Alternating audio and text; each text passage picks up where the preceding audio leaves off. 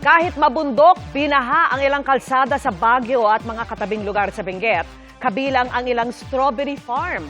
Kaya umapela ang mga otoridad sa mga turista na huwag na muna dumayo roon. At live mula sa Baguio City, nakatutok si Marisol. Marisol. Vicky, wala ng bagyo pero buong araw pa rin inulan ang Benguet. Gaya na lamang dito sa Baguio City.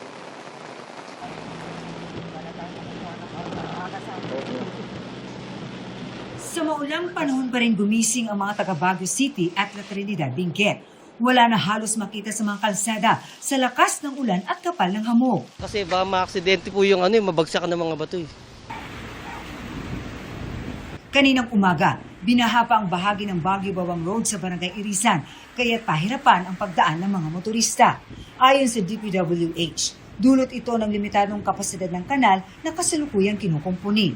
Ang Cannon Road naman, sarado pa rin sa mga motorista. Dito, kitang-kita ang malakas na ragasan ng tubig galing sa bundok sa bahagang ito ng nasabing lugar.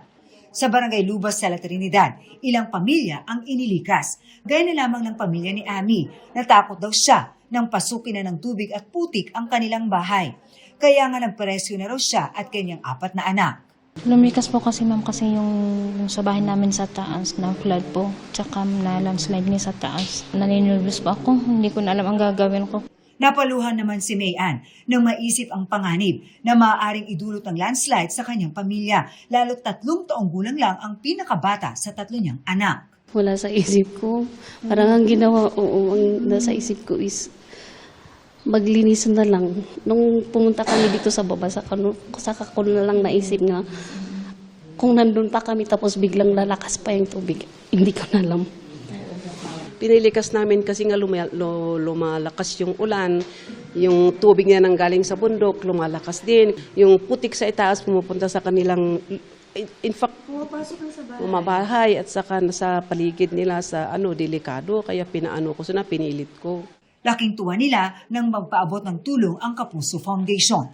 Samantala, sarado mga pasyalan ng City of Pines gaya sa Burnham Park. Gayun din ang strawberry farm sa La Trinidad. Ganito ang itsura niyan ng datnan namin kanina. Nalubog sa tubig ang mga pananim ng strawberry at lettuce. Kahit masama ang panahon, ilang strawberry farmers ang nagtsatsagang bunutin ang kanilang mga pananim na ilang araw na raw lubog sa baha. Susubukan daw nilang ilipat yan sa ibang lote para kahit papano ay mapakinabangan pa. Hindi raw kasi biro ang perwisyo na dulot ng bagyo at ang masamang panahon na hanggang ngayon ay nararanasan pa rin dito sa La Trinidad, Benguet. Pero ang kanilang mga pananim na lechugas, tuluyan nang nasayang. Ita-transfer para napa-flood kasi dito ma'am.